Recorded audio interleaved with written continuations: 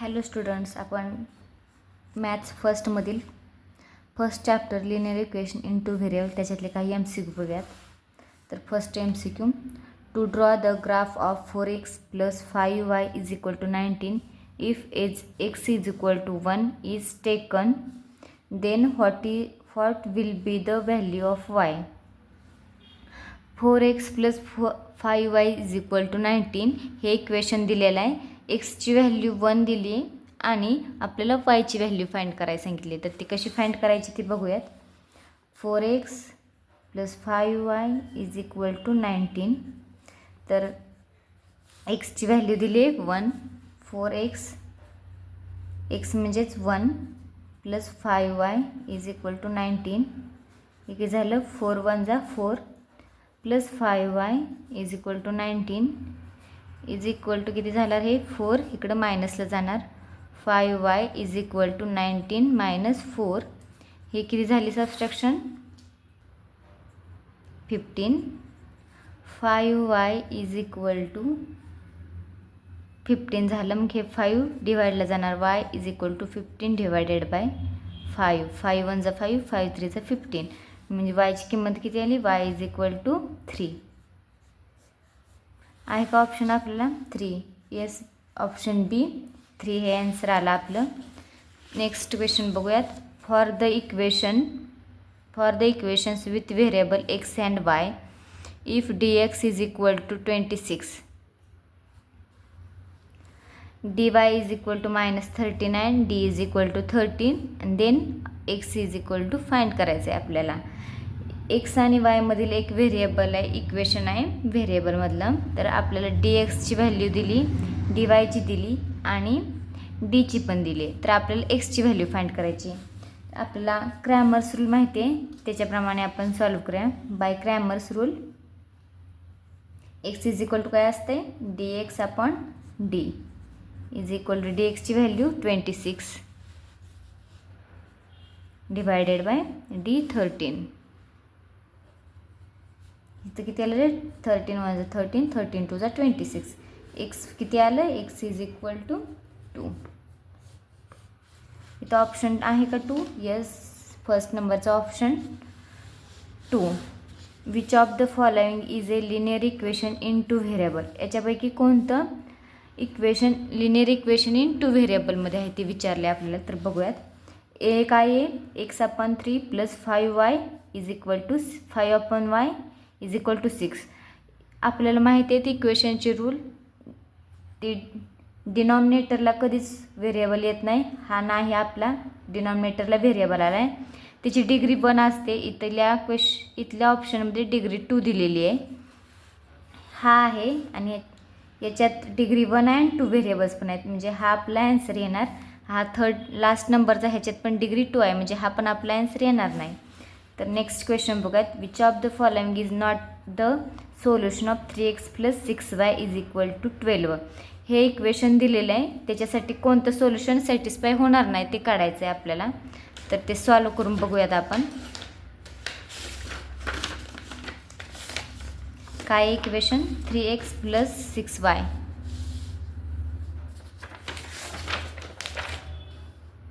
= 6y = 12.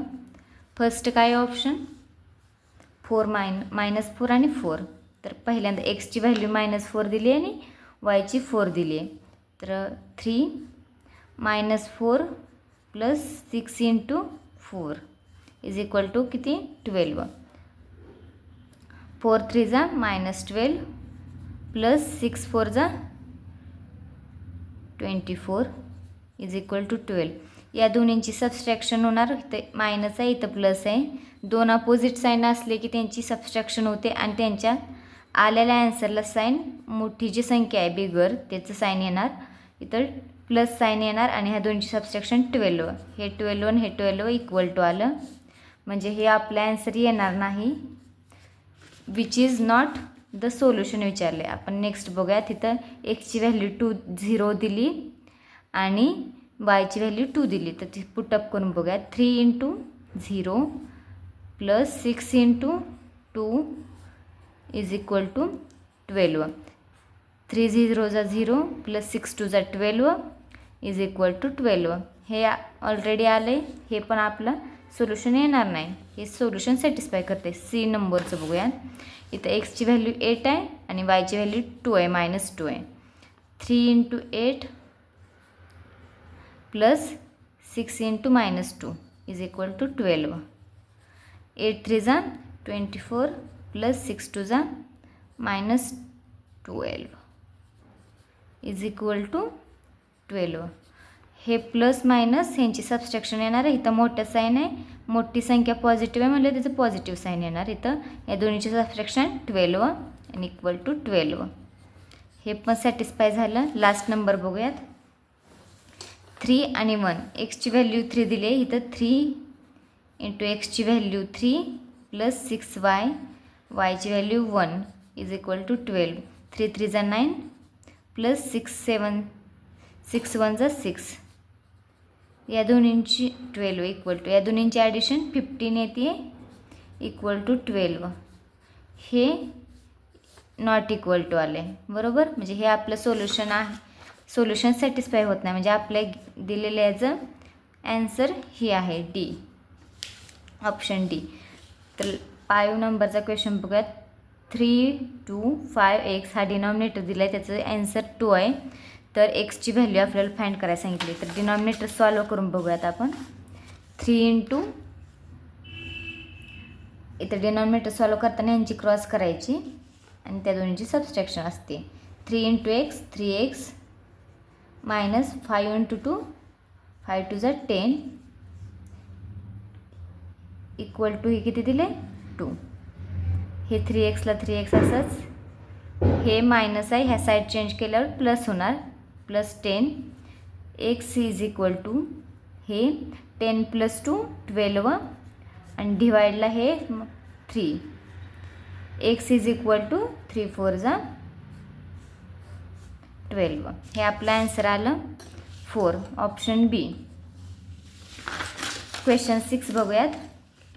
For the equation 5x + 3y is equal plus 11 equal to 0 and 2x + 4y is equal to -10 find the D. आपल्याला डीची value find करायची आहे. ते कसं solve करायचं ते बघूयात. इथं 2 इक्वेशन दिलेले आहेत, ते लिहून घेऊयात पहिलं. त्याच्यानंतर डिनॉमिनेटर फाइंड करू आपण. D 5x + 3y + 11 equal to 0 आणि हे दुसरं equation 2x + 4y is equal to -10. ह्याच्यावरून डिनॉमिनेटर कसं तयार करायचं माहिती आहे, सॉरी डिटर्मिनंट कसं फाइंड राईट करायचा. 5 एक्सचे व्हेरिएबल एका खाली आहेत, 5 2 आणि 3 4. हे 3 आणि हे 4. हे आपला झाला डिटर्मिनंट. या दोन्हीची सॉल्व करून घ्यात. 5 4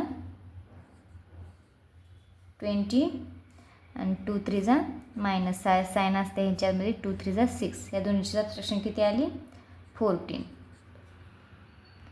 आपले डिटर्मिनंट म्हणजेच डीची व्हॅल्यू किती आली 14.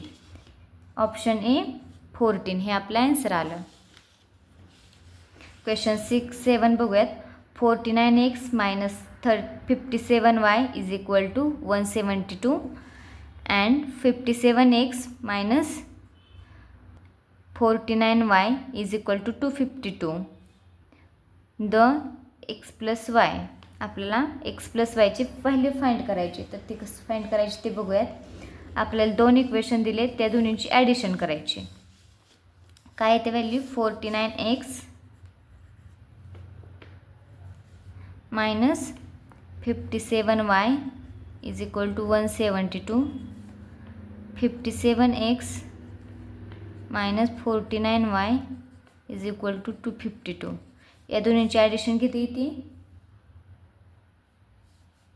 106x. हे मायनस सॉरी हे प्लस आहे, हे प्लस मायनस हे मायनस झालं. ह्या दोन्हींची ॲडिशन 106y इक्वल टू ह्यांची ॲडिशन 4, हे 2 आणि इकडं रिमाइंडर एक दिलं 4 2 4. हे झाले आन्सर.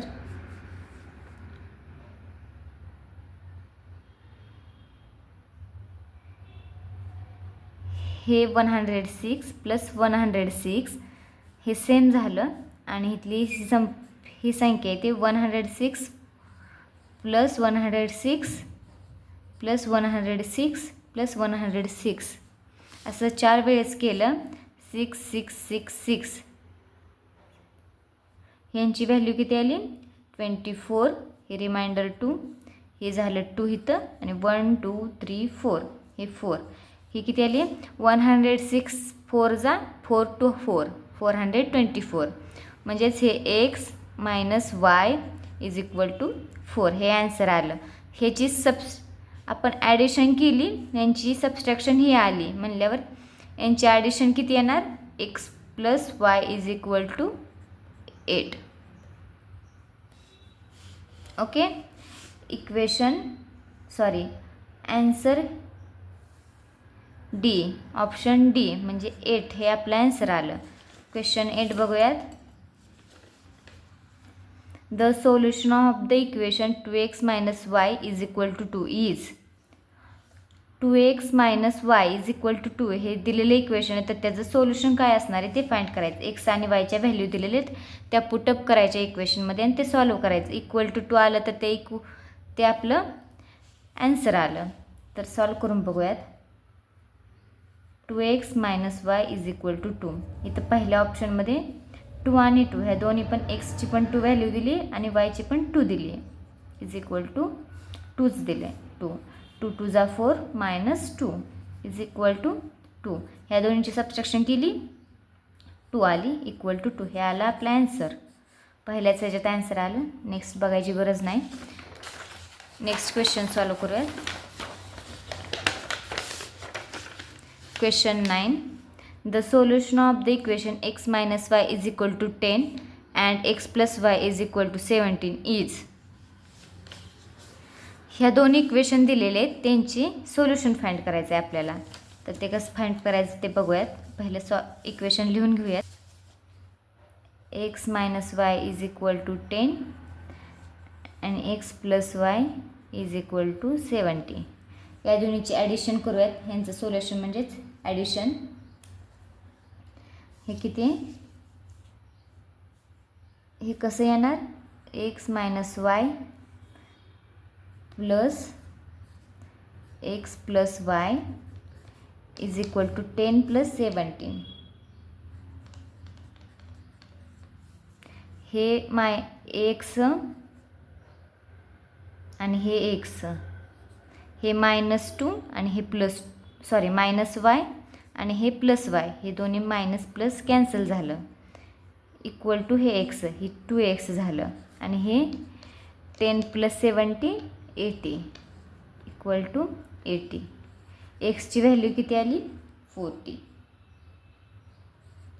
आपल्याला वायची व्हॅल्यू फाइंड करायची आहे तर एक्सची व्हॅल्यू पुटअप करूयात ह्या इक्वेशनमध्ये. एक्सची value 40 minus y is equal to 10. वायची व्हॅल्यू फाइंड करायची आहे आपल्याला.